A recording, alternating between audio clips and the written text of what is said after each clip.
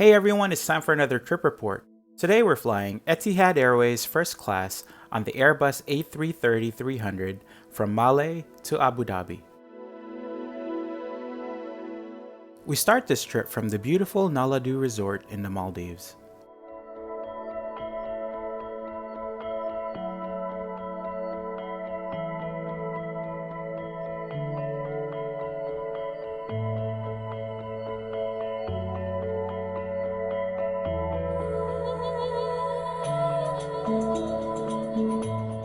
After a wonderful few nights stay, it was time to head out. We took the speedboat from the resort to Malé's VELANA International Airport.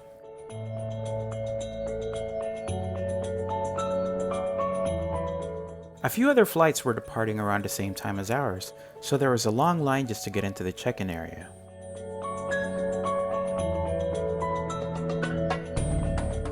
It took about 30 minutes to get inside the terminal building, but check-in and exit formalities were quick, and we soon made our way to the lounge.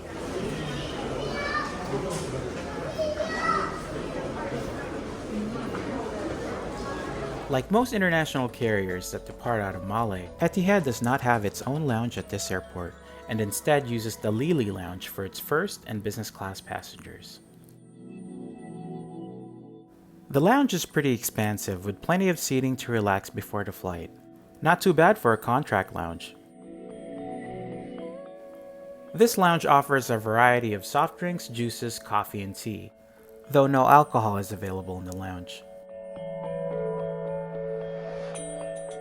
There is also a small salad bar and a limited hot buffet spread, in addition to wrap sandwiches, cup noodles, and other snacks.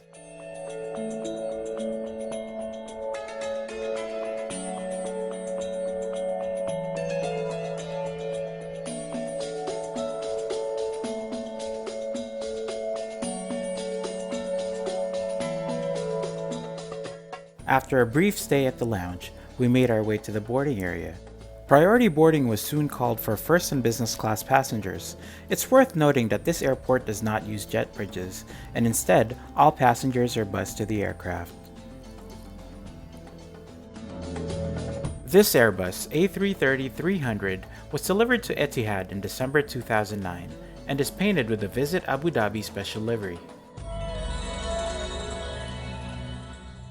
This aircraft offers 3 classes of service with 8 first class, 32 business, and 191 economy class seats.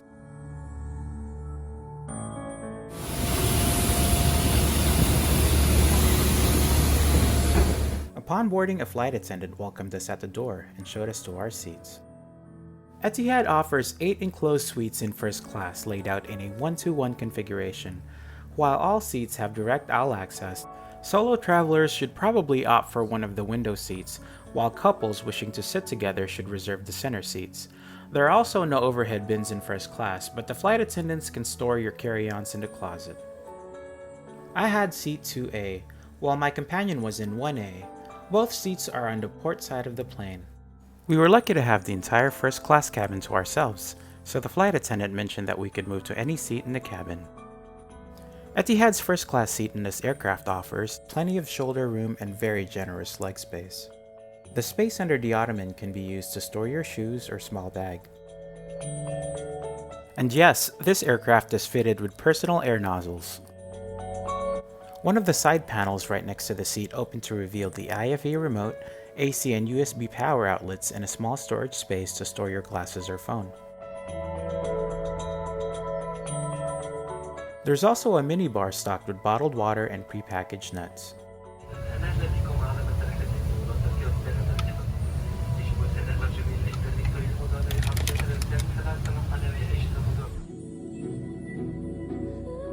Sanitized noise-canceling headphones were also waiting at our seats.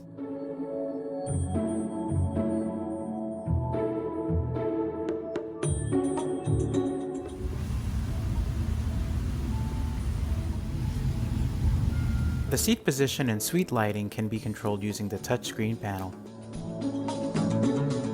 After settling in, a flight attendant came by to offer us some pre-departure beverages, hot or cold towel, and some sweet dates.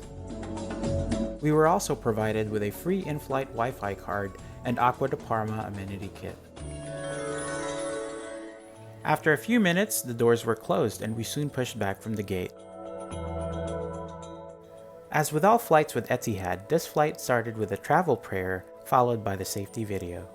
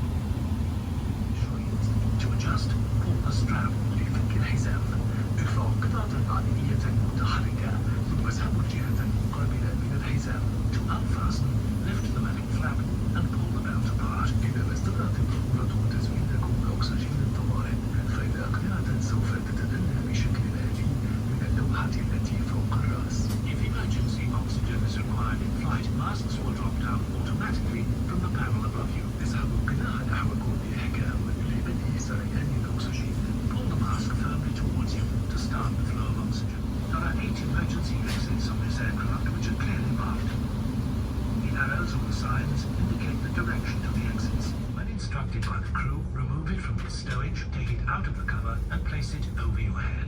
اربطوا شريط السترة حول خصركم واسحبوه لتضيقوها خفيفا. All Etihad flights are non-smoking. In preparation for takeoff, ensure that your seatbelt is securely fastened, seat back upright, handset and tray table stowed, and window blinds open.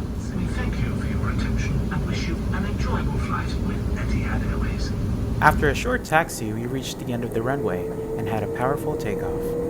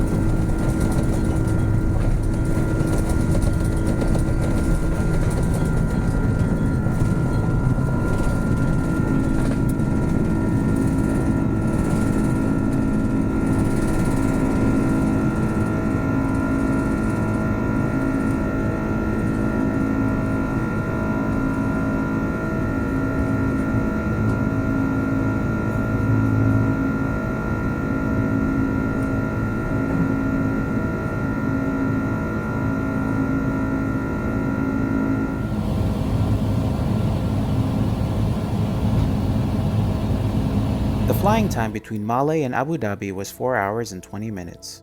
We had a very smooth takeoff out of Malé, and I decided to check out Etihad's e-Box IFE system and 23-inch screen.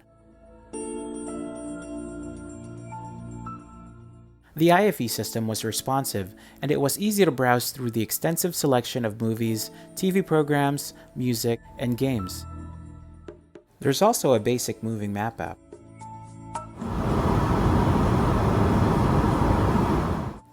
A large and sturdy tray table pops out of one of the side panels.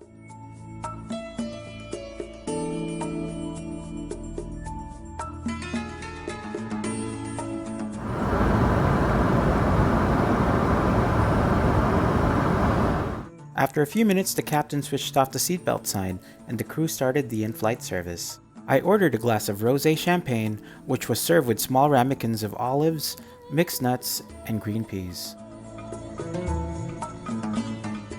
Considering this was only a 4-hour flight, Etihad offered an excellent food and beverage selection from the first-class menu.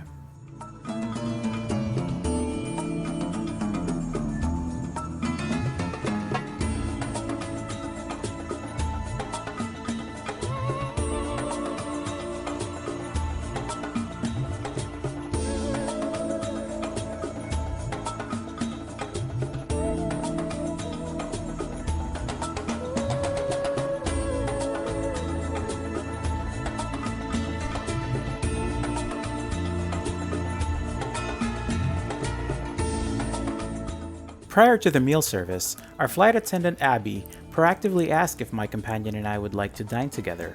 We agreed, and she set up one of the empty center seats for two.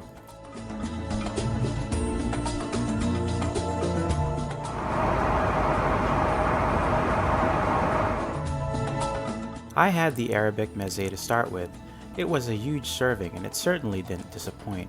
Meanwhile, my companion had the niçoise salad, which was beautifully presented, and he mentioned that it tasted light and fresh. For the main course, my companion opted for the grilled snapper fillet, which he mentioned was flaky and perfectly cooked. I ordered the chicken biryani, which was flavorful but a bit on the salty side. My companion passed on dessert, but I had a cup of ice cream, which was a nice end to the meal. After the meal service, Abby came back and gave us a hot towel and a box of SPRÜNGLI truffles. And then I visited the lavatory. The first class lavatory on this aircraft is on the smaller side, but it was clean and stocked with ACQUA de PARMA toiletries.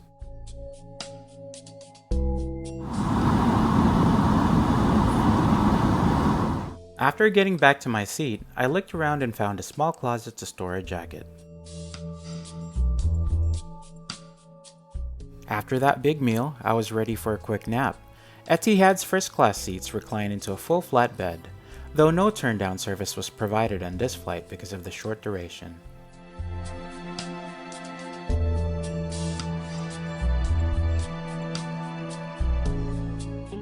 You can also close the suite doors for additional privacy. I slept for about an hour, and before I knew it, the captain switched on the seatbelt sign. He then asked the crew to prepare the cabin for landing. And then Abby came back to bid us farewell and thanked us for flying with Etihad.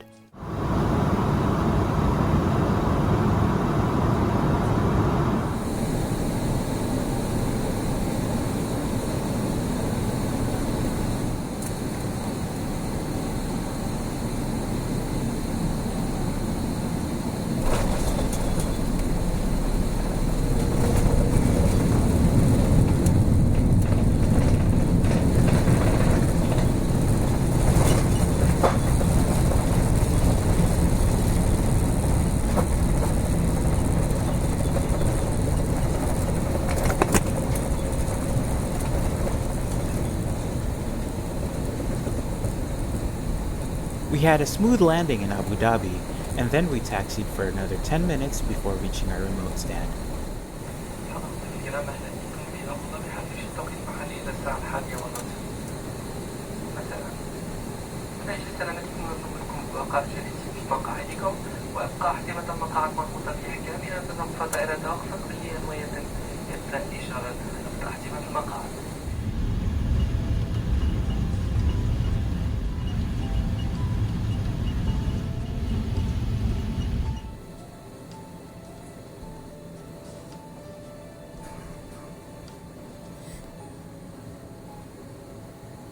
I'm usually not too fond of remote stands since you'll have to take the stairs to disembark, but before deplaning, Abby came back and mentioned that a chauffeur and limo were waiting for us outside to take us to the terminal. This was a pleasant surprise since all the other passengers had to take a bus. Overall, this flight was a real nice treat to end a Maldives vacation. The seat, though not Etihad's latest generation seats, were perfectly comfortable for the 4-hour flight across the Indian Ocean. The service from the crew from start to finish was truly on point, but I wish they offered turn-down service even for shorter flights. The food for the most part was also very good except for that one salty dish. The only negative part was the ground service at Malé Airport, as the lines to enter the check-in area were long, and the lounge experience at the LEELI lounge was a little bit underwhelming. By the way, stay tuned for our next journey on Etihad Airways. Please share your comments below, and if you haven't already, please subscribe for more trip reports. Thanks for watching and stay safe.